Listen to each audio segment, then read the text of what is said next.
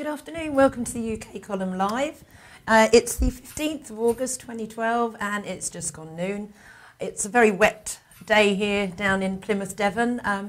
Myself and Brian are in the dry, going through the newspapers. Good morning. Yes, afternoon. well, afternoon. Yeah, we'll stick with afternoon. Yes. We're not going to worry about the weather. We've No. got used to summer in UK at the moment and it's not very good.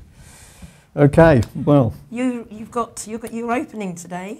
Yes, well, the key story which I'd like to flag up today I think is incredibly important because it gives us an insight into central government and what's really going on, which is nothing to do with Cameron and Clegg sitting down and making policy. There's something a lot darker and more devious happening. So the lead article I've taken is from the Independent.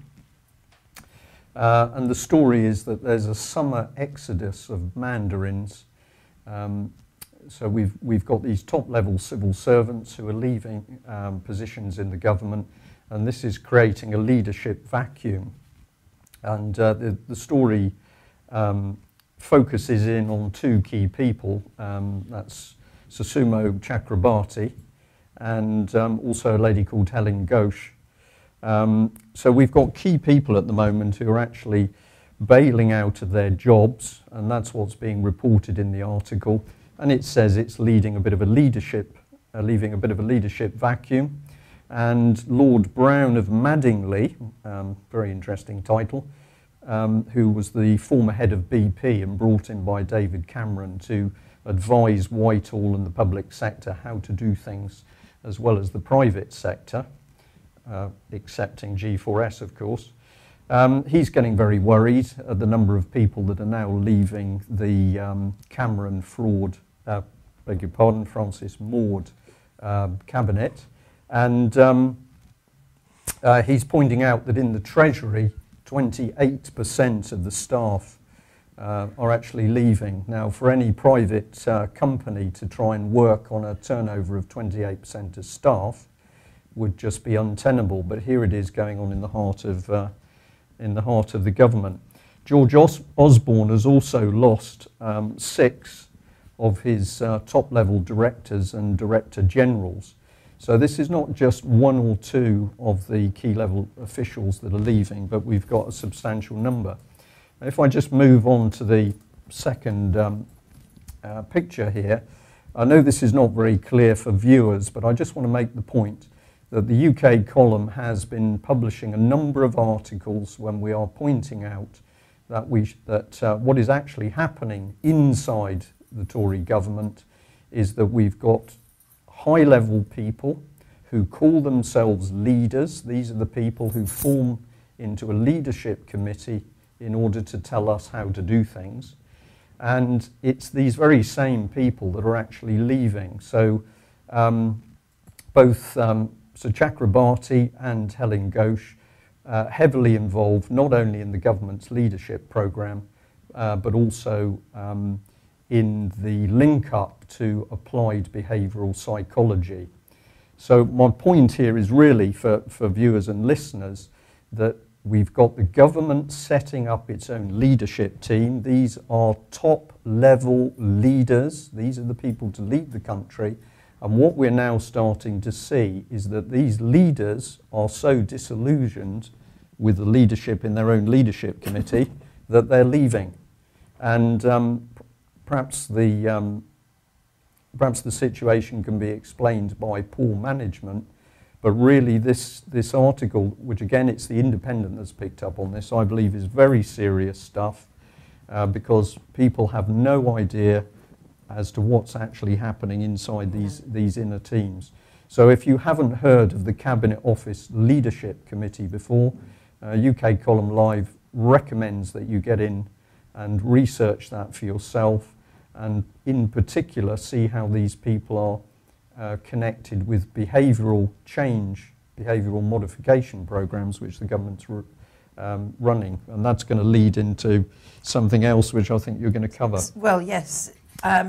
My next article actually is also from the Independent, which is to do with whistleblowers. Now, we had the G4S Ben Fellows come down and join us. Well, now it's moving over to the NHS. The NHS watchdog claimed that a whistleblower, Kay Sheldon, was actually mentally ill. The head of the health watchdog, Dame Jo Williams, cast doubt about the mental stability of a high-profile whistleblower when she warned the health secretary to remove her from the board, apparently. So we've got a slide for that one, which we'll just get on screen for you. Okay. Well, and I'll carry on with this. Kay Sheldon, a non-executive director of CQC, which is Care Quality Commission, was subject to priority monitoring and declared a risk to the regulator after she raised concerns that public safety was being compromised by poor leadership and performance.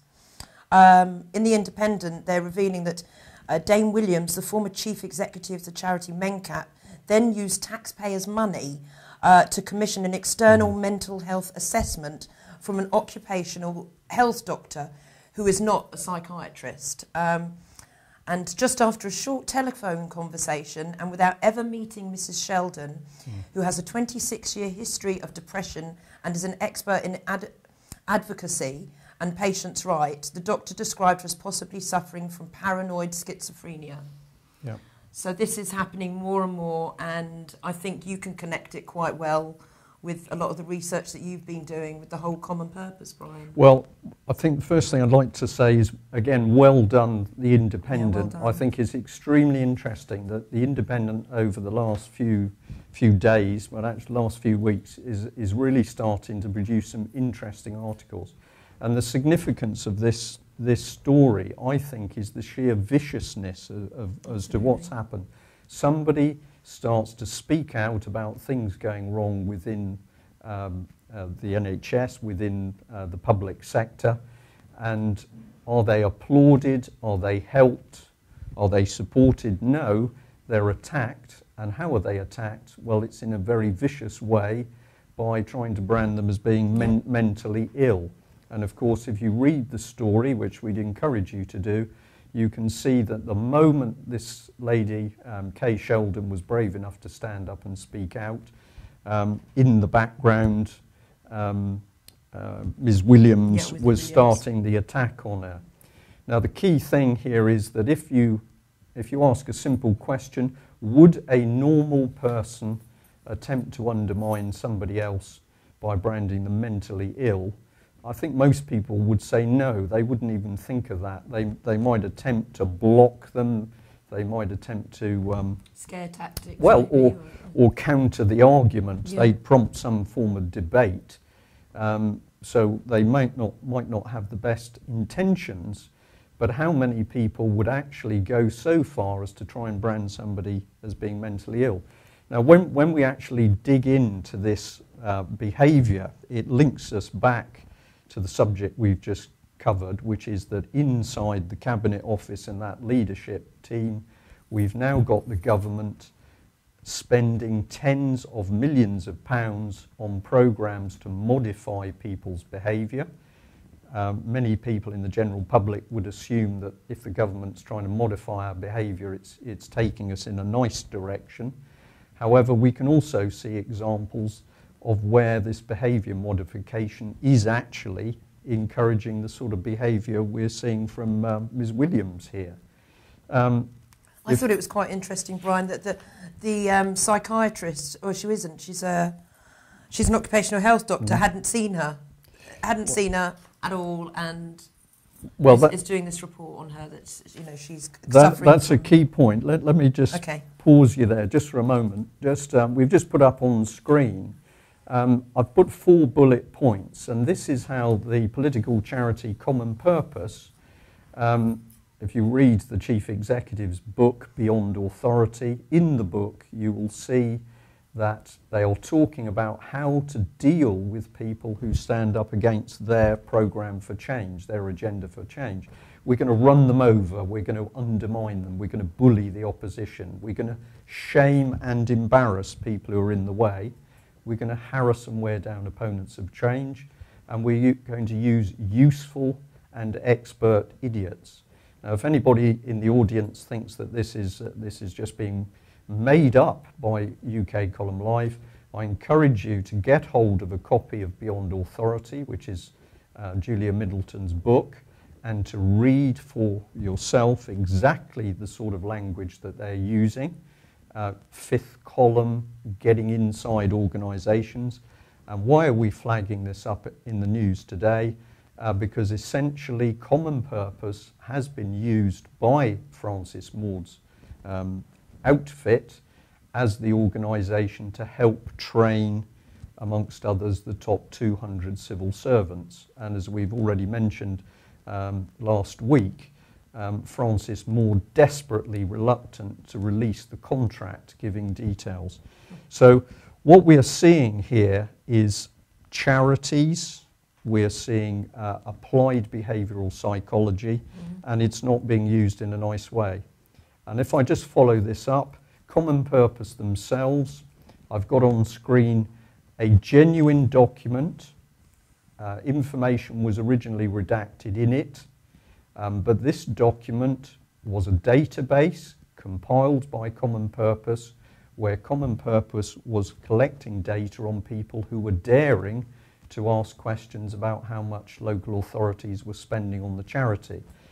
To collect the data and keep it in the way being demonstrated on screen, so within a database, a spreadsheet format, was a breach of the Data Protection Act, for which the Information Commissioner picked up Common Purpose, but no substantial action was being taken. So this is pretty nasty stuff. Nasty stuff. Now your point is that essentially we had somebody branded as mentally ill by a supposed professional who'd never actually seen them. And of course this is exactly the way that the family courts are operating at the moment, where we have psychiatrists and clinical psychologists in some instances who are branding mothers or fathers as unfit to look after their children because they've got whatever, they've got split personalities or they've got depression.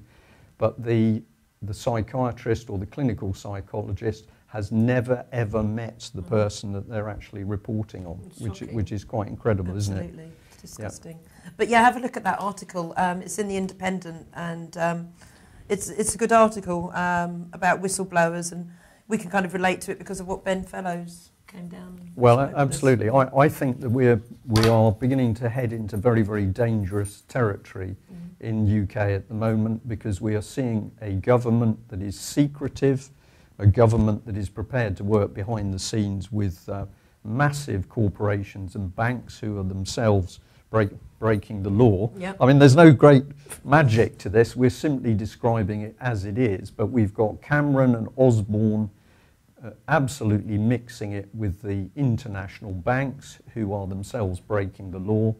And then now we're mixing in applied psychiatry to try and brand ordinary people who speak the truth as being ill. Yeah. This actually, if you track it back, is straight out of the Soviet Union or East Germany, where anybody that dares to stand up against the establishment is branded mentally ill. That's how the gulags used to work. Yeah, incredible, isn't it?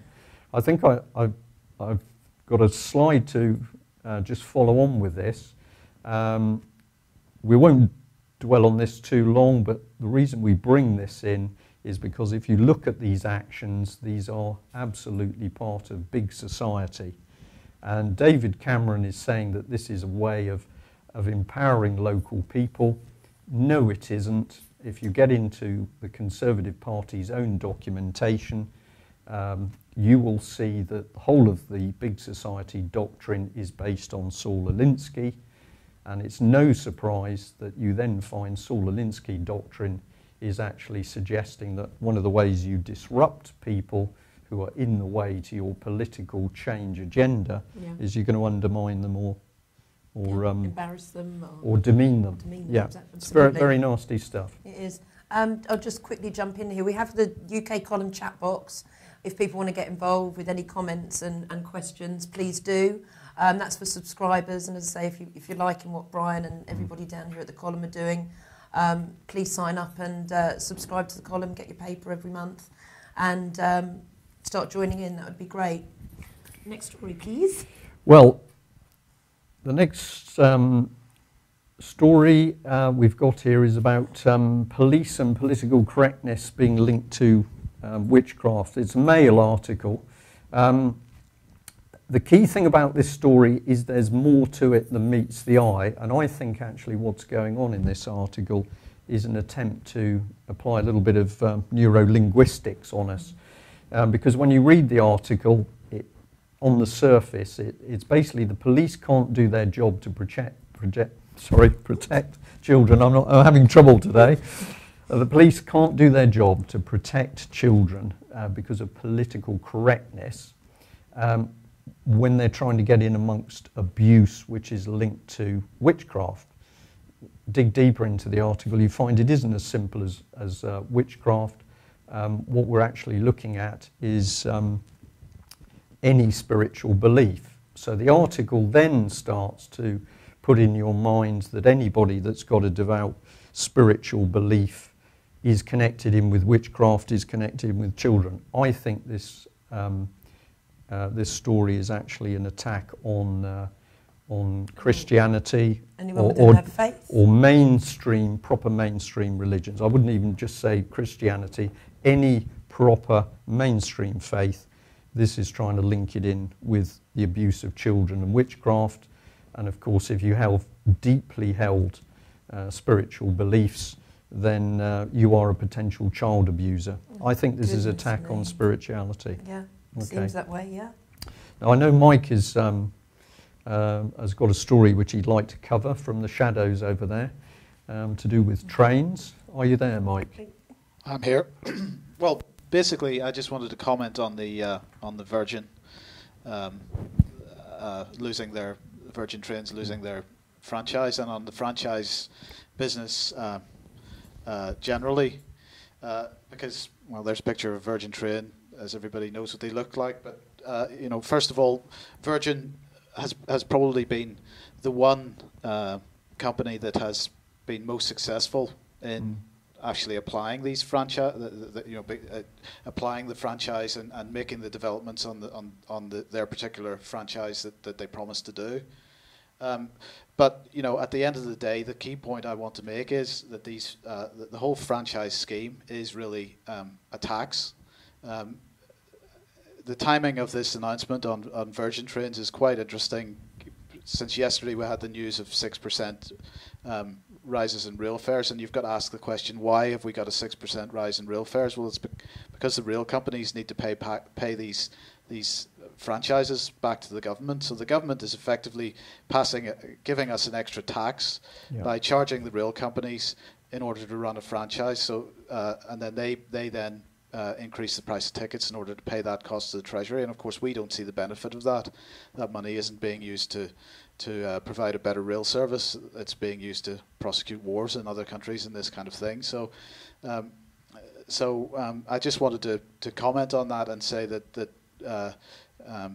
reason that First, what's the name of the company? First has won this franchise. I understand they bid an extra £700 million for the franchise, and that was the main reason. Now, I mean, you have to say that First Great Western is it's one of the better services in the country, so maybe they won't do a bad job. But at the end of the day, the whole franchise mechanism for running the railways is at the end of the day a tax on the taxpayer. And so any MP or any political commentator that says that this is a good deal for the taxpayer is turning things on their head, really. Yeah. Well, of course, the other basic thing which perhaps we can say is, of course, it follows on the pattern that everything at the moment is to be privatised. It doesn't matter whether we're looking at what public transport we have, or we're looking at the NHS, or we're looking at schools. Everything is being put in the hands of the private sector by Cameron's government at the moment.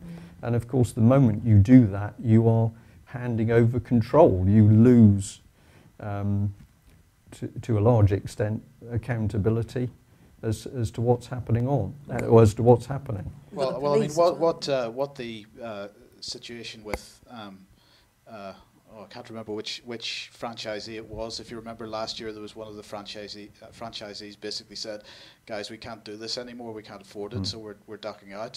So although notionally the companies that are running the service take the commercial risk, it seems that actually if the commercial risk comes back to bite them in any way, they can just run away from it, leaving the taxpayer to carry the can.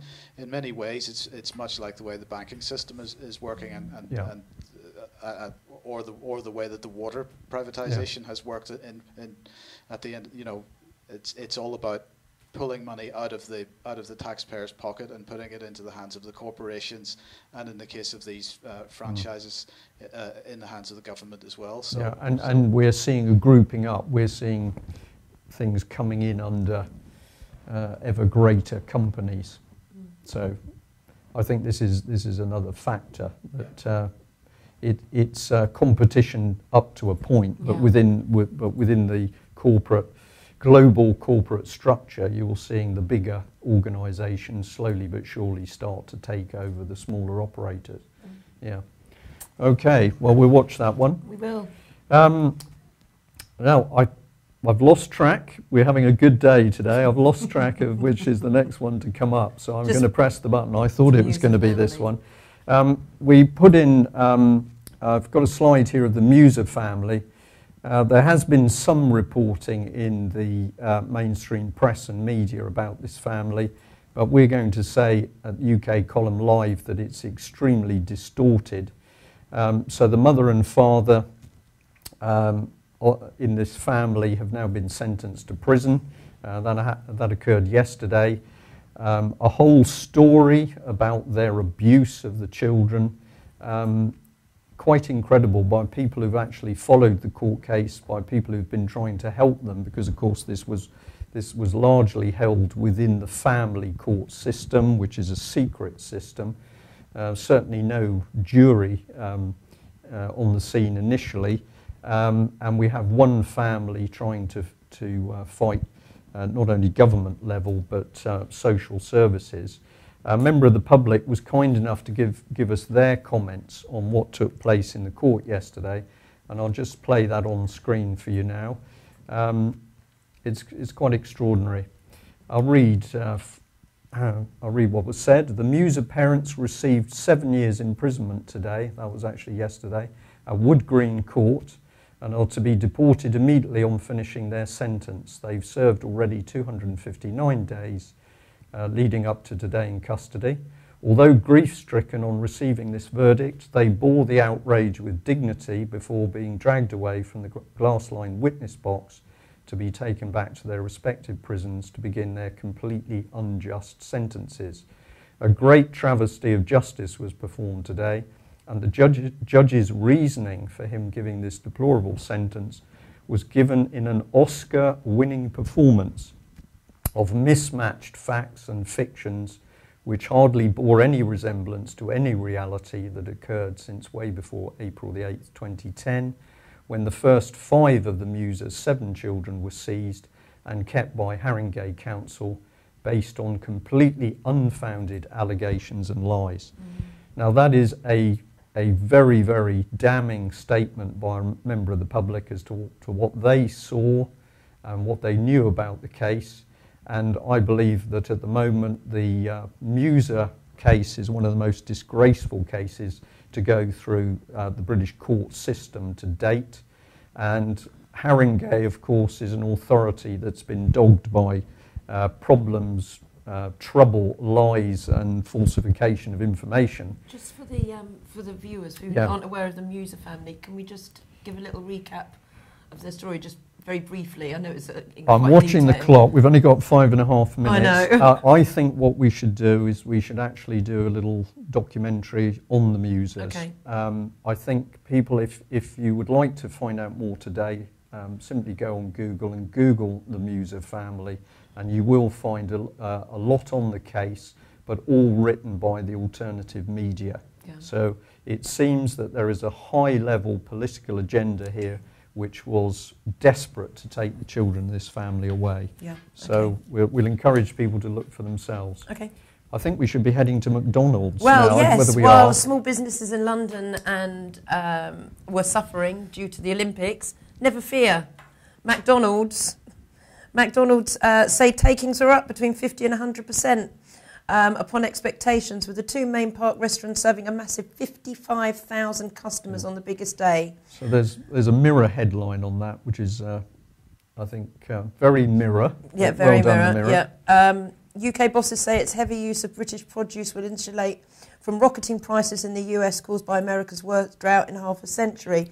Yeah. So small businesses suffering. The only place around the Olympic Village that you could buy chips was from McDonald's, unless you were buying fish and chips. And it's good to know that the big corporation has, profits up 50 to 100%. So well, I think it's quite right. Their profits should be up because, as a nation, we've spent 9.2 billion helping to promote McDonald's products. The only thing I have a little bit of trouble with is that, on the scale of what a good diet is, I haven't actually seen a lot of government information suggesting that our young school children should be tucking into McDonald's before they go on the Olympics. The Mirror do say the athletes were among the biggest fans of McDonald's. But I would urge people, if anyone has not seen the documentary Super Size Me, yes, an interesting one. To have a look, Google Super Size Me, and just have a look at what the McDonald's can actually do to you. Do for you. Absolutely. So we move on to universities. Yes. We're getting back into the serious stuff here, but basically what's transpiring is, as the university tuition costs have come on stream, £9,000 and more per year, British students are dropping out. So what are our universities now doing is they are taking on more foreigners, some of whom are able to pay £20,000. £20,000, yeah. So we're back in this situation where infrastructure paid for by the British taxpayer, generations of the taxpayer, so all our schools and colleges, which the British taxpayer has paid for, are now being used for the benefit of people overseas. Mm-hmm. Now, while I'm sure we would want to welcome other people to UK to study, it seems that what the government is doing is disingenuous here. We're forcing out British students from education system. Don't forget, north of the border in Scotland, we don't have these fees. No. But meanwhile, we're encouraging people to come in from overseas. It's almost as if British people, doesn't matter what background, colour, shape, size, if you're British, it's almost as if this government doesn't like you. Yeah. Well, they're saying that sixth formers would like to learn, should be aware that many universities have the capacity to take extra students, but we're turning away well-qualified British applicants. Yeah. And the other thing we can say with confidence is that the Open University at the moment is suffering tremendously from government fickleness with funding. So that as the Open University has been trying to set up its programme, the government's then changing how much money it's going to give, and that is adversely impacting on students who are already within the Open University programme. Yeah. So is the agenda of this Conservative Clegg government, is the agenda actually to break things down in Britain? Seems like it, doesn't it? Could and somebody in the chat was just said, does it apply in Wales? And according to the Mail, Edinburgh, Manchester and Cardiff among those taking advantage of the new rules which limit numbers of British students but place no restriction on recruitment of outside the European Union. Yeah. So, yeah, it does apply in Wales as well. This is something very interesting, the next article. Big Brother Facebook app. It's called Face Deals. The system is a brainchild of an advertising agency called Red Pepper. It uses Wi-Fi equipped cameras to compare the faces of people entering businesses, and then it will scan through the Facebook photos. It's just an application at the moment, so you have to join up for it. It uses entering any businesses to photos uploaded onto Facebook. Once a person is identified, a special offer based on whether they liked the business and how often may be sent to their smartphones. Facial recognition is an increasingly broad and rapidly progressive technology, which we're going to be moving on with the next article. So Facebook more and more of our privacy is going to be taken away. Basically, the cameras will clock you, go through your Facebook, and tag the people who are walking into each business. Yeah, which is a very sinister thing, isn't it? We are now Britain, the surveillance society, and the slide that we're showing on screen, or just had up on screen from Russia Today. Yeah. What a fascinating situation that we have Russia Today pointing out that Britain is now rapidly taking the lead into a Big Brother society. And of course, the other thing is the government's recently been suggesting that if you don't have a Facebook page, account, yeah. you're actually a psychopath. So there seems to be a strong agenda to get us locked into one of these social networking sites, so the government can actually learn even more about us. Absolutely. Apart from a picture, our family, friends, connections, likes, dislikes. Yeah. Absolutely. I know we're rushing. I've got linking nicely to the Russia Today advert is something from Press TV, which is Iranian. UK Met involved in a trapwire scandal. The British government and Met Police of London have been involved in a trapwire scandal, which includes a controversial mass global surveillance network, a report has confirmed. Emails released by WikiLeaks appear to show that the UK government and London Met Police are involved in the scandal. The trapwire is a surveillance service that collects data from CCTV cameras, number plates, an open source database. It's said to provide facial recognition technology and also reported watches on online social networks. And a spokesman for the British government refused to deny or confirm the use of trapwire. Which means they're using it. Which Absolutely. means they're using it. So we've got yet more coming into this surveillance system. Yeah. Now I know sometimes that we can hear people saying, well, if you're not doing anything wrong, why should you be worried about this? And I think probably the comment from the UK column would be the key issue is who is in control of this system and who is using it. And if we had a totally benign and loving person in charge of this surveillance system, I think we might have one result. But imagine it could be David Cameron or Clegg or Francis Maude or Brown. So we look at our politicians, we take a view at the moment as to, well, whether they tell us the truth, whether they're upstanding and straight in their daily business. And I think most people would say probably not. And yet these are the people who are actually building this surveillance society. Yeah. It's dangerous. And if people want to stop it, you've got to see it for what it is and speak out about it. Yeah. G4S, I think we could just finish on if we steal another 30 We can, 30 seconds. Yeah, G4S are looking to hire former police officers as civilian investigators to work on high-profile cases. Yeah. So they're going to go out, they're going to be recruiting ex-police officers to start, I suppose, a civilian police force. Yeah. Private security, again, getting involved with policing. Absolutely, but fascinating that yesterday we reported on the news that the government was slightly confused about which was the best way to go, because they said, well, G4S, a lean, mean machine that was going to do all the job in the private sector, whereas the army, of course, massively overscaled in a management sense and organisational sense. So G4S completely blow their contract to provide security for the Olympic. We have to bring in the army. And then what does the government say? What they do is they praise G4S. Yeah. And now here is the government. I think this is really taking the mickey out of our police, because on one hand we're having police forces across the country cut back, we're taking away money, we are constantly picking at the police, or the government is constantly picking at the police, and then we give a company which many people would say has demonstrated that it's incompetent.